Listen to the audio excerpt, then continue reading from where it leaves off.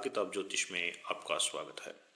लाल किताब ज्योतिष एक आधुनिक ज्योतिष है जिसमें उपाय बहुत ही प्रभावशाली हैं और आप अपनी खुद की जन्म कुंडली और उससे संबंधित उपाय कर सकते हैं। यह बहुत ही आसान है, बस आप मेरे साथ बने रहें। 40 से 45 वीडियो में आप एक अच्छे ज्योतिषी बन जाएंगे।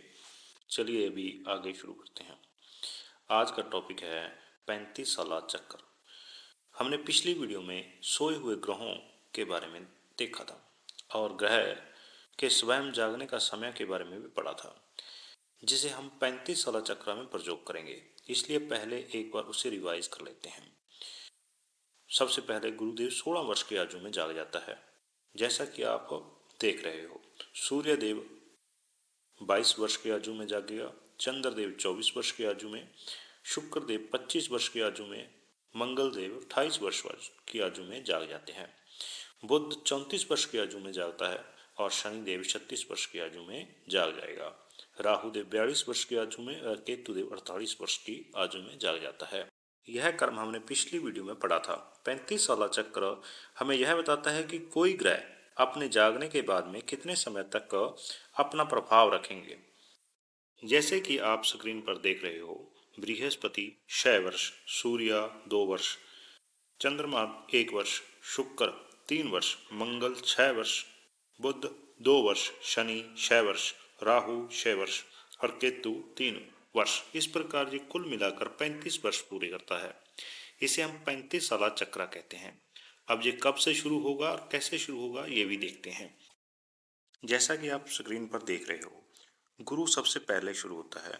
गुरु 16 वर्ष में सोया हुआ जाग जाता है। 16 से 17 1 वर्ष, 17 से 18 2 वर्ष, 18 से 19 3 वर्ष, 19 से 20 4 वर्ष, 20 से 21 5 वर्ष और 21 से 22 6 वर्ष उसके अपने असर के पूरे कर लेता है। और 22 वर्ष तक वह 16 से लेकर 22 वर्ष तक वह अपना असर देता है।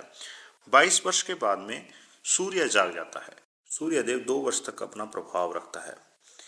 22वें वर्ष में वह जाग जाएगा और 22 से 23 1 वर्ष, 23 से 24 2 वर्ष। इस प्रकार वह 2 वर्ष तक अपना प्रभाव रखेगा। उसके बाद में चंद्रदेव 1 वर्ष तक, जो 24 से 25वें वर्ष तक अपना प्रभाव देगा। 25वें वर्ष में शुक्रदेव जाग जाएगा और शुक्रदेव 25 से 26, 26 से 27, 27 से 28, इस प्रकार 3 वर्ष तक अपना प्रभाव रखेगा। ऐसे ही मंगलदेव, जो कि 28वें वर्ष से शुरू होकर 34 वर्ष तक अपना 6 वर्ष तक प्रभाव रखेगा। उसके बाद में बुधदेव 2 वर्ष तक, जो 34 से 35 और 35 से 36 वे वर्ष तक प्रभाव रखता है। इसके बाद में शनिदेव 6 वर्ष तक प्रभाव रखते हैं अपना, जो कि 36वें वर्ष में प्रभाव देना शुरू करते हैं और 42वें वर्ष तक प्रभाव देते हैं। 36 से 37, 37 से 38, 38 39, 39 से 40, 40 से 41, 41 से 42, इस प्रकार 6 वर्ष तक शनिदेव का प्रभाव रहता है। उसके बाद में राहुदेव 6 वर्ष तक, जो कि 42 से लेकर 48 वर्ष तक अपना प्रभाव रखते हैं। केतुदेव, जो कि 3 वर्ष तक अपना प्रभाव रखते हैं, 48 से 51 वर्ष तक, 48 से 49, 49 से 50, 50 से 51, जो कि 3 वर्ष तक अपना प्रभाव रखते हैं। इस प्रकार हम देखेंगे कि 16वें वर्ष में जो गुरु से शुरू हुआ वह केतु तक 35 वर्ष पूरे हो जाते हैं। इसे हम 35 साला चक्र कहते हैं। 35 साला चक्र में हर एक ग्रह का एक नियमित समय है, जो कि 3 बराबर हिस्सों में बांटा जाता है और उसके अंदर भी ग्रहों का प्रभाव होता है। जैसे कि एक वैदिक ज्योतिष में महादशा होती है और उसके बीच में अंतर्दशा व प्रयांतर दशा होती है, वैसे ही 35 साला चक्र में हर एक ग्रह के बीच में 3 ग्रहों का प्रभाव होता है। कहने का तात्पर्य यह है कि गुरु का समय जैसे 6 वर्ष है।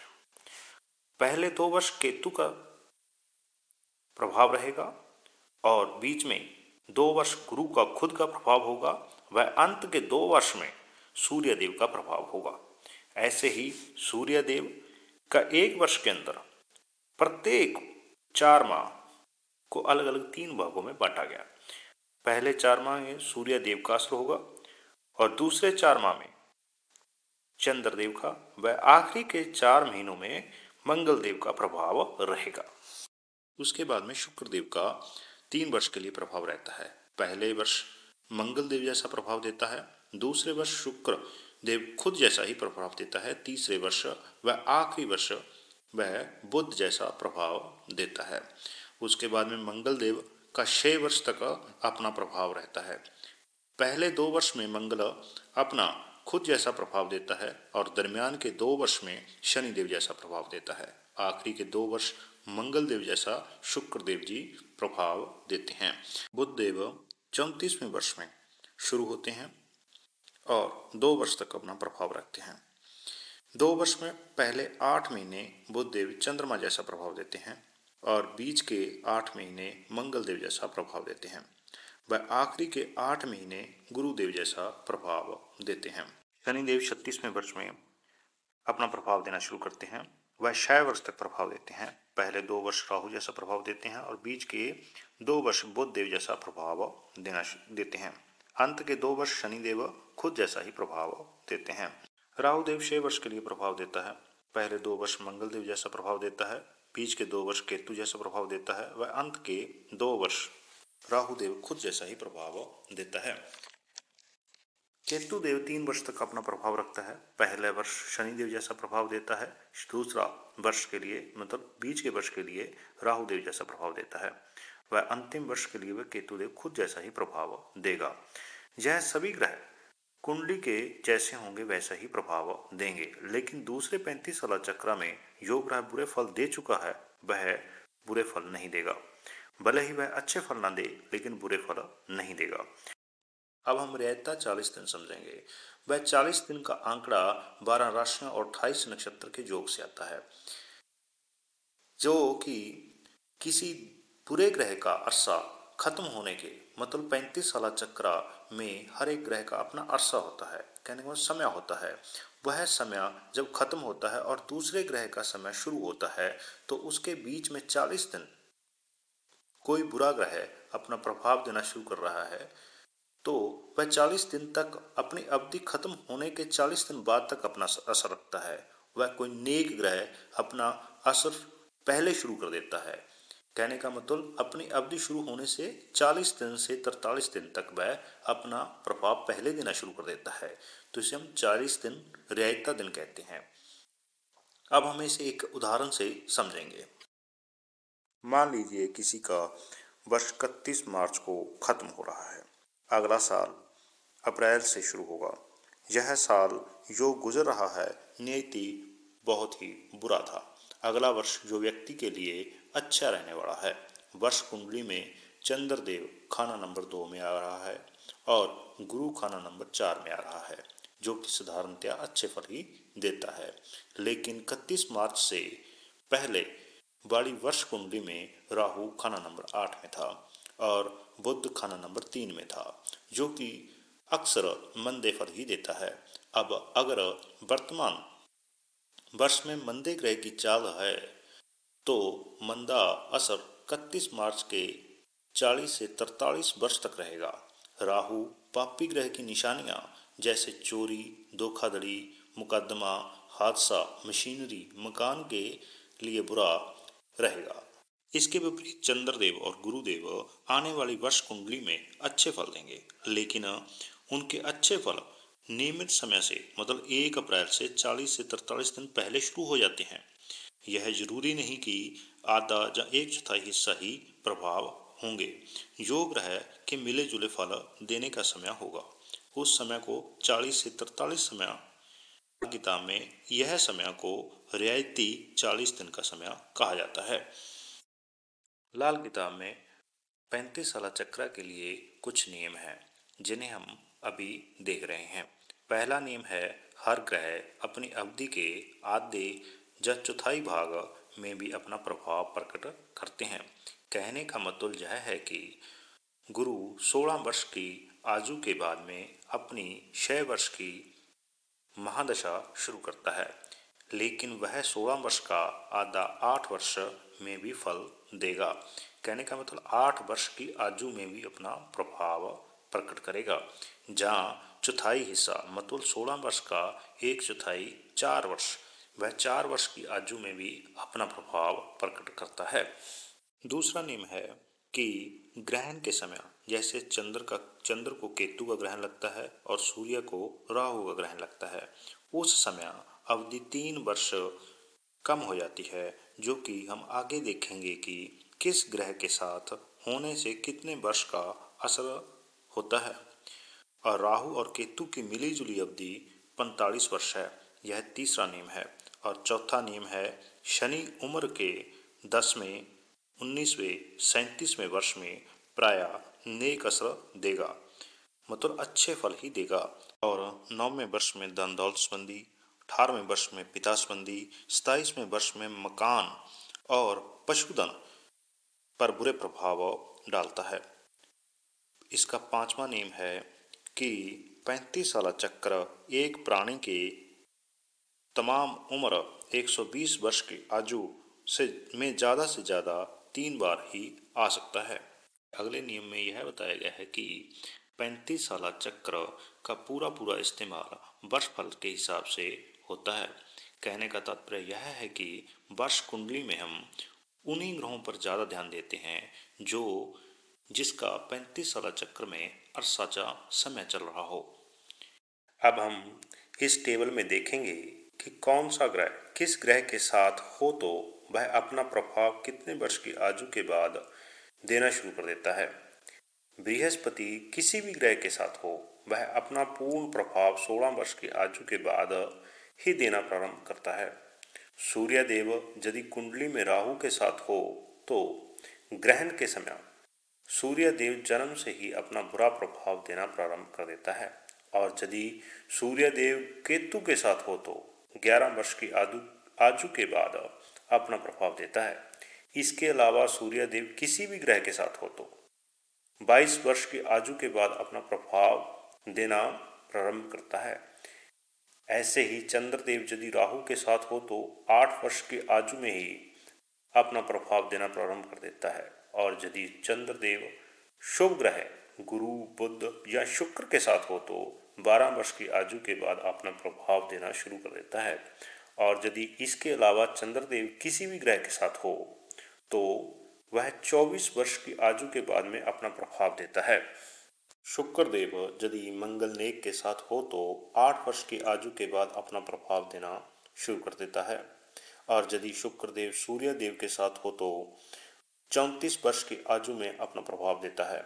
एवं शुक्र गुरु के साथ हो तो 60 वर्ष की आयु के बाद भी फल देगा। इसके अलावा अपनी नियमित समय 25 वर्ष की आयु के बाद फल देना शुरू कर देता है, फिर चाहे वह किसी भी ग्रह के साथ हो। बुध देव के बारे में बात करें तो बुध देव यदि सूर्य देव या मंगल देव के साथ हो तो 17 वर्ष की आयु के बाद ही अपना प्रभाव प्रकट करता है। इसके अलावा बुध देव किसी भी ग्रह के साथ हो तो वह अपना प्रभाव 34 वर्ष की आयु के बाद में ही प्रकट करेगा। अब शनिदेव के बारे में बात की जाए तो वह कुछ विशेष वर्षों में प्रभाव प्रकट करता है। यदि शनिदेव गुरु के साथ हो तो 18 वर्ष की आयु में पिता और 27 वर्ष की आयु में धन दौलत संबंधी बुरे प्रभाव देता है। और यदि सूर्य देव के साथ हो तो 24 वर्ष की आयु के बाद अपना प्रभाव प्रकट करता है। इसके अलावा यदि शनि देव मंगल या शुक्र के साथ हो तो 12 वर्ष की आयु में भी अपना प्रभाव प्रकट करता है। और यदि बुध देव के साथ हो तो 45 वर्ष की आयु में भी अपना प्रभाव प्रकट करता है। इसके अलावा साधारणतः शनि देव 36 वर्ष की आयु में ही अपना प्रभाव प्रकट करेगा। राहु देव यदि मंगल नेक के साथ हो तो वह जन्म से ही अपना अच्छा प्रभाव देना शुरू कर देता है और अपनी अवधि मतलब 6 वर्ष तक का अपना प्रभाव रखता है। साधारणतः 42वें वर्ष में ही वह अपना प्रभाव देता है। केतु देव यदि गुरु के साथ हो तो केतु देव अपना प्रभाव 40 वर्ष की आयु में भी देता है। और यदि कुंडली में केतु देव सूर्य, शनि या फिर मंगल नेक के साथ हो तो 24वें वर्ष की आयु में भी अपना प्रभाव प्रकट करता है। अब हम जन्म समय व जन्मदिन के ग्रह के बारे में चर्चा करेंगे। जैसे कि हम पिछली वीडियो में किस्मत के ग्रह के बारे में चर्चा कर चुके हैं कि वह ग्रह जो सोई हुई किस्मत को जगा देता है, कुछ ऐसे ही ग्रह होता है जन्म वक्त का या जन्म समय का ग्रह। जन्मदिन के ग्रह से हम उस दिन के ग्रह को देखते हैं और जैसे कि आप स्क्रीन पर देख रहे हो, बृहस्पति का दिन वीरवार या गुरुवार और उस दिन से संबंधित खाना नंबर 9 है। सूर्य देव का दिन रविवार व उस दिन से संबंधित खाना नंबर 1 है। चंद्र देव का दिन सोमवार और उस दिन से संबंधित खाना नंबर 4 है। शुक्र देव का दिन शुक्रवार और उस दिन से संबंधित खाना नंबर 7 है। ऐसे ही मंगलवार से संबंधित मंगल देव होता है और उसका खाना नंबर 3 होता है। ऐसे ही बुध देव से संबंधित बुधवार और खाना नंबर 7 है। शनिवार से संबंधित ग्रह शनिदेव होता है, वह खाना नंबर 10 होता है। वीरवार की पक्की शाम मतलब जब सूर्य देव लालिमा में चला जाता है, लेकिन अस्त होने से पहले का समय राहु देव का होता है। रविवार की पक्की सुबह मतलब सूर्य उदय होने से पहले लगभग 2 से 2.5 घंटे का समय केतु का देव का होता है। ऐसे ही हम जन्म समय या जन्म वक्त के ग्रह को देखते हैं। सूर्य उदय होने से 2 से 2.5 घंटे तक का समय को पहला हिस्सा जो कि गुरुदेव का या फिर बृहस्पति देव का होता है। दिन के पहले हिस्से के बाद में लेकिन पक्की दोपहर से पहले का हिस्सा मतलब लगभग 10 से 12 बजे के बीच के समय सूर्य देव का होता है। पक्की दोपहर का समय या फिर हम कह सकते हैं कि दिन के बिल्कुल बीच का समय मतलब 12 से 2 के बीच के समय मंगल देव का समय होता है। दोपहर के बाद परंतु पक्की शाम से पहले का समय साधारणतः 2 बजे से 4 बजे का समय बुध देव का होता है। पूरी पक्की शाम परंतु रात से पहले का समय राहु देव का होता है। प्रभात का समय सूर्य देव निकलने से पहले का समय केतु देव का समय होता है। आइए अब हम एक उदाहरण से समझते हैं। किसी जातक का जन्म दिन सोमवार को पक्की शाम के समय हुआ। इस प्रकार सोमवार के दिन से संबंधित ग्रह चंद्रदेव हुए और खाना नंबर 4 हुआ तथा जन्म समय के संबंधित ग्रह राहुदेव हुए, क्योंकि राहुदेव पक्की शाम के देवता हैं या ग्रह है। इसलिए जातक को राहुदेव खाना नंबर 4 से संबंधित वस्तुओं मतलब कारोबार रिश्तेदार से संबंधित कभी बुरा फल नहीं देंगे। अगर कभी बुरा फल देते भी हैं तो चंद्रदेव के उपाय किए जाते हैं। इस प्रकार चंद्रदेव के उपायों से कुंडली को बेहतर किया जा सकता है। अब हम मंगल नेक और मंगल बद के बारे में बात करते हैं।